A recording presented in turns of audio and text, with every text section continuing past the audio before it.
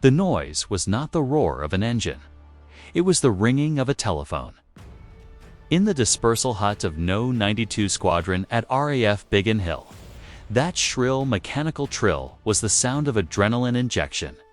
It was August 18, 1940, the day that history would later christen the hardest day, but for Flight Lieutenant James "Jamie" McCrae, it was simply Sunday. A Sunday that smelled of wet grass, high-octane aviation fuel, and the stale, nervous sweat of 12 men waiting to die. Jamie sat in a canvas deck chair, his eyes closed, feigning sleep. His normal was a state of vibrating exhaustion. He hadn't slept more than 3 hours a night for a week. His hands, resting on the knees of his Irvin flying suit, had a permanent, fine tremor. He could feel the vibration of the Merlin engine, even when he was on the ground, a phantom thrumming in his bones that synced with his pulse. The air in the hut was thick with cigarette smoke and the rustle of newspapers being read but not absorbed. Outside, the Spitfires sat on the grass in the shimmering heat haze, their propellers stationary, looking like sleeping predators. Were beautiful, fragile machines of aluminum and linen that had become the extension of Jamie's own body. He knew the smell of his cockpit leather, glycol, and fear better than he knew the smell of his fiancée's perfume. "Tea, sir." A WAAF orderly offered a chipped mug. Jamie opened one eye. "Is it hot?" "Tepid, sir." "Perfect. Matches the mood." He took the tea, his hand shaking just enough to ripple the surface. He watched the other pilots. Pip Jenkins was playing chess with himself. Flash Gordon was staring at the ceiling, mouthing the words to a song. They were boys. Flash was 19. Pip was 20. Jamie, at 24, was the old man. The flight commander who had survived Dunkirk and the Channel convoys. The phone rang again. The room froze. Chess pieces hovered. Cigarettes stopped halfway to lips. They all looked at the intelligence officer who picked up the receiver. He listened for a second, his face a mask of professional boredom, then nodded. "Squadron, scramble." The word shattered. The stillness, the machinery of survival kicked into gear. Chairs were kicked back. Mugs were dropped. Jamie was running before he was thinking, sprinting out of the hut into the blinding August sun. The ground crew were already on the wings, cranking the starters. Vector 140. Angels 15. Buster. The dispersal sergeant screamed over the coughing roar of the first engines firing. Jamie vaulted onto the wing of Cufer Quinney. His Spitfire MKI, he slid into the cockpit, the familiar claustrophobia wrapping around him like a second skin. He strapped in harness, tight oxygen mask clipped, radio lead plugged. He pressed the starter button. The Merlin engine roared to life, spitting blue flame from the exhaust stacks. The vibration hit him, shaking the fatigue out of his muscles, replacing it with the cold, crystalline focus of the hunt. He taxied out, the grass flattening under the wash of his propeller. 12 Spitfires lined up, throttles open, tails lifting. They surged forward, leaving the earth behind, climbing into the burning blue vault of the sky as they climbed through 10,000 feet.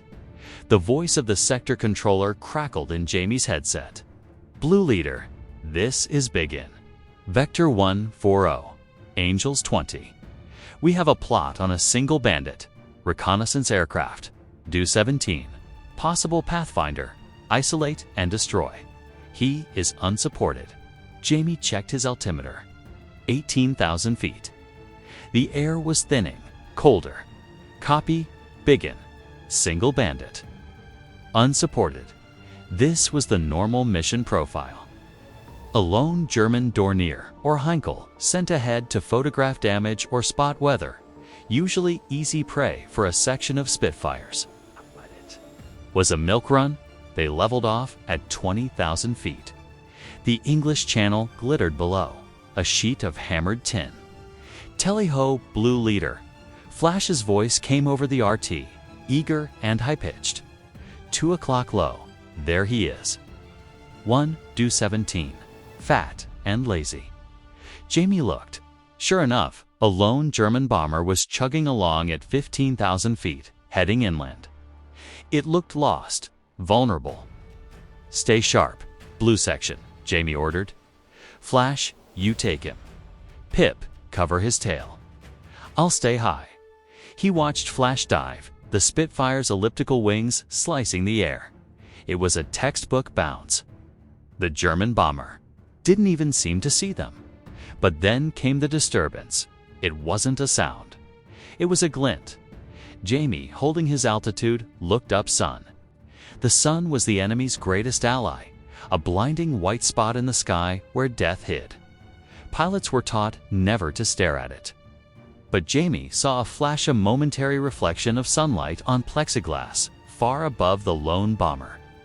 Then he heard the radio transmission, not from Flash, not from Biggin, but a faint, ghostly voice cutting through the static on a frequency that shouldn't be active. ... Adler, Angriff. Sector VIER ... BEAREIT ... Eagle attack. Sector 4. Ready. It was a German transmission. Clear, close. Biggin, this is Blue Leader. Jamie keyed his mic, his voice tight. "I have a visual on the target, but I am picking up heavy RT chatter. Are you sure this is a single plot?" "Affirmative, Blue Leader," the controller replied, his voice calm, soothing. "Radar is clear. The board is empty behind him. Just the straggler." The board is empty. Jamie looked at the glint again. He banked Kuforqueen hard, putting his wingtip over the sun to shield his eyes. And then the sky tore open. The glint wasn't one plane. It was 100. Emerging from the sun-blind spot, layered in stepped-up formations like a terrifying staircase. Of iron was a massive German raid. He-111 bombers in the center, protected by swarms of Me-109 fighters weaving above and below them. They weren't on the radar. They were flying at angles 25 inches minus 25,000 feet higher than the radar lobes could reliably scan. Or perhaps masked by the newly deployed jamming devices the intelligence boys whispered about. The single bandit. Below the Do-17 Flash was diving on wasn't a reconnaissance plane. It was a decoy. A low-level lure designed to draw the RAF fighters down, stripping them of their altitude and energy, leaving them vulnerable to the sledgehammer blow coming from above. "Flash, break left. Break left now," Jamie screamed, forgetting. "Radio discipline. It's a trap. Climb. For God's sake, climb." But the order was rescinded too late. Or rather, the warning arrived at the speed of sound. While the German 109s arrived at the speed of a dive, Jamie watched, helpless, as for Me-109s dropped out of the sun like stones.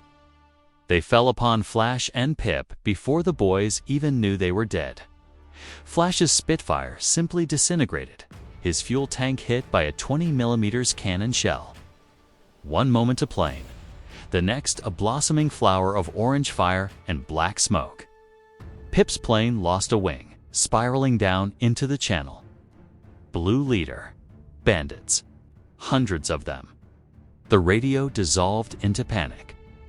Jamie was alone. He was at 20,000 feet. The German formation was above him, below him, everywhere. The empty board was the most crowded sky in history. He pulled the stick back into his gut, forcing the Spitfire into a vertical climb, the G-force crushing him into his seat.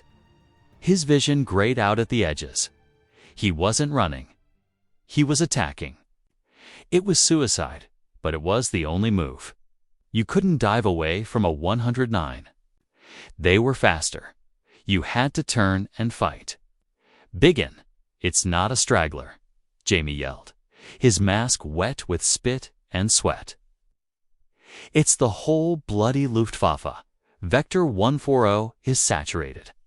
Scramble everything. Get everything up. Say again, Blue Leader. Radar still shows clear. ... Your radar is blind, man. They're here.